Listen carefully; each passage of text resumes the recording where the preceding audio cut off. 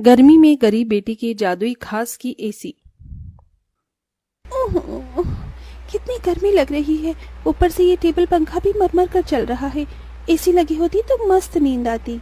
तभी पंखा चलते चलते जोरदार आवाज करके बंद हो जाता है, जिसकी आवाज से गरीब सत्यकाम का परिवार जाग जाता है।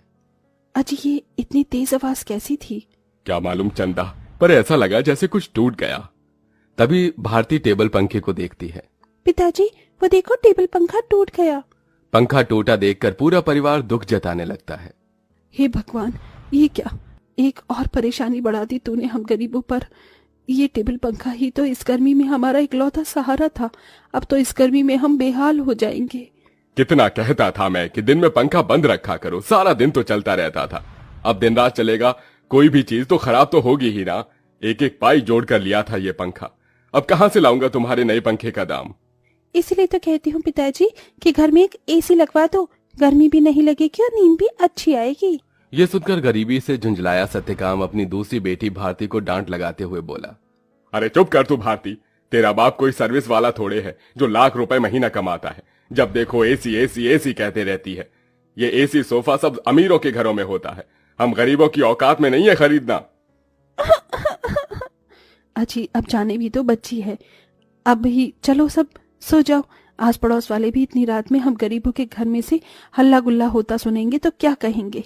जैसे तैसे सब गर्मी में सो जाते हैं, लेकिन अपने गरीब माँ बाप बहन को गर्मी से बेहाल देखकर वो गरीब बेटी रात भर खुद सो भी नहीं पाई। अरे सुबह हो गई, जल्दी से साफ सफाई कर लेती हूँ, फिर बाबा के लिए चाय भी बनानी है। घर में झाड़ू लगाकर जब वो घर के बाहर आकर देखती है तो आम के पेड़ से पूरे आंगन में पत्ते ही पत्ते बिखरे थे और पेड़ पर फल लगने को थे, जिसे देखकर वो खुश हो गई।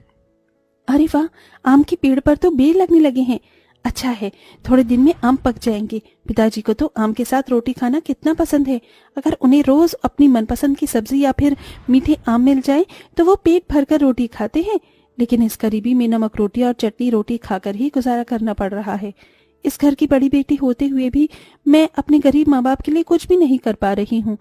मेरे प्यारे आम के पेड़, मैं उनके लिए कुछ करना चाहती हूँ। खास करके भारती की ख्वाहिश है कि हम अपने घर में एसी लगवाएं। सबसे पहले मैं अपनी कमाई से अपने घर में एसी लगवाऊंगी। गीतू रोज ही अपने आंगन में लगे उस आम के पेड़ से अपना सुख दुख बांटती थी। वो पेड़ जैसे उसके परिवार का हिस्सा बन चुका था, क्योंकि गीतू ने 5 साल की उम्र में आम की गुठली बोई थी और हर दिन उसमें खाद पानी डालती, जिससे आज पेड़ इतना विशाल और फलदार था। पेड़ के नीचे हर कुछ दिनों में घास उगाती, जिसे गीतू जुगाड़ लगाकर कभी घास की चटाई तो कभी कालीन बुना करती थी। गीतू, मैं और तेरे पिताजी जमींदार के खेत पर जा रहे हैं काम करने। माँ, आप और पिताजी अपनी खेती खुद क्यों नहीं उगाते? वो जमींदार तो यही चाहता है कि हम गरीब लोग सारी जिंदगी उसकी गुलामी करें। तभी तो धूप में वो आपसे गधों की तरह काम करवाता है और सिर्फ 100 रुपए ही देता है पूरे दिन के। पिताजी, आप ही तो कहते हैं ना कि हम गरीब किसान मिट्टी से सोना उगाते हैं।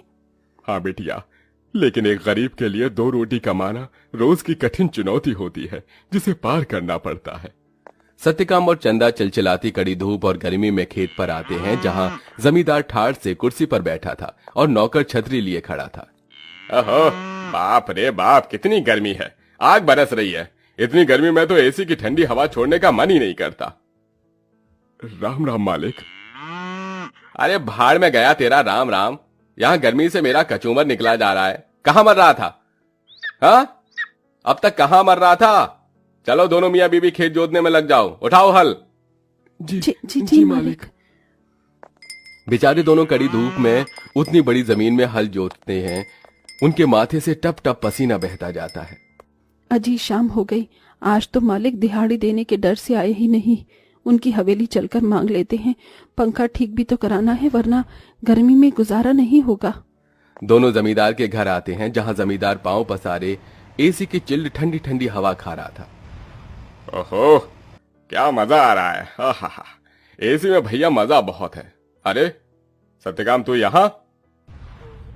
जी मालिक, पैसे दे दीजिए। ये पकड़ 200 और चल दफा हो जा। इसी तरह दिन गुजरते हैं। दोनों मियाँ बीवी जो भी कमा कर लाते अपनी गरीब बेटी के हाथों में रख देते, जिससे बहुत ही समझदारी से गीतू घर चलाती और उसमें से कुछ बचा भी लेती। 100, 200, 300, 350, 400, 410, 420, 30। कुल मिलाकर मेरे पास अभी तक ये 700-800 रुपए ही इकट्ठे हुए हैं। इतने में एसी कहाँ से आएगी? अगर मैं किश्त बंधवा कर भी एसी ले आऊं तो फिर मैं कैसे किश्त भरूंगी? तभी भारती अपनी गरीब बहन गीतू को परेशान देखकर बोली, दीदी, आजकल तो कबाड़ी वालों के पास भी अच्छी अच्छी चीज मिल जाती है। अमीर लोग तो नया खरीद लाते हैं और महंगी चीज भी बेच देते हैं। हाँ, ये ठीक रहेगा। मैं कबाड़ी में से कोई एसी उठा लाती हूँ। गीतू एसी खरीदने कबाड़ी की दुकान पर चली आई। भैया जी, मुझे कोई सस्ती एसी दिखाइए। गरीब लड़की लगती है, एक काम करता हूँ, ये खटारा वाली एसी थमा देता। इसे क्या पता इसमें क्या डिफॉल्ट है। ये लो बहन जी, ये एकदम बढ़िया एसी है। ये चलती तो है ना? चलती नहीं, दौड़ती है। एकदम धूम मचा देगी ठंडी हवा की। 1000 रुपए की लगेगी। अब जल्दी से ले लो। लेकिन मेरे पास बस 800 ही हैं। चलेगा चलेगा, दे दो। गीतू खुशी से वो एसी घर लाकर सबको चलाकर दिखाती है। माँ, पिताजी देखो, आपकी गरीब बेटी एसी खरीद कर लाई है 800 में। अब हमें गर्मी में नहीं सोना पड़ेगा। मगर ये चल क्यों नहीं रही? 800 में कोई एसी देता है भला क्या? पैसे फंसा कर आई है जाकर। सब मुंह बनाकर सो जाते हैं और गीतू पेड़ के पास आकर रोने लगी। मेरे प्यारे आम के पेड़, वो कबाड़ी वाला मुझ गरीब के पैसे खा गया। ये एसी चल भी नहीं रही। मुश्किल से 1-1 रुपया इकट्ठा किया था।